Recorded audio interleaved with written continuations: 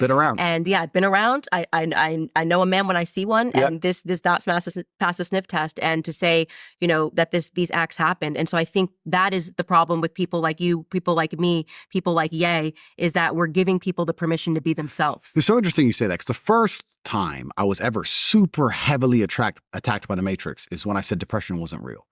And the backlash was incredible. Because drugs. They drug these kids out of their minds. That's right. They were so desperate to try and convince me or demonize me for saying depression wasn't real. And I was like, look, feeling depressed is real, but I believe you have control of your own mind, and it's down to you to fix it. You don't need drugs, and you haven't caught a disease. You just need to change your scenario, change your settings. It's scary to me. It's actually very scary.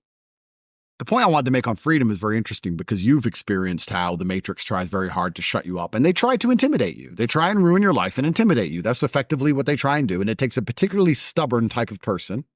Their cultures aren't thin, and a thick culture is good for the cohesion of society, but they're not free, and we're free. And then I sit and think, well, if you speak against authority in the West, they teach you a lesson, so you're not actually free. So how do they prop up this false idea of freedom? What they do is they put the freaks to the front. So what they do is they push the freaks to the front. So they say, look, this person chopped their off. We're free. In other countries, you can't chop your off. It's like, okay, that's fine. But I am not free to do anything important, like speak against power, like speak against AIPAC. You're free to hurt yourself. You're free to do dumb.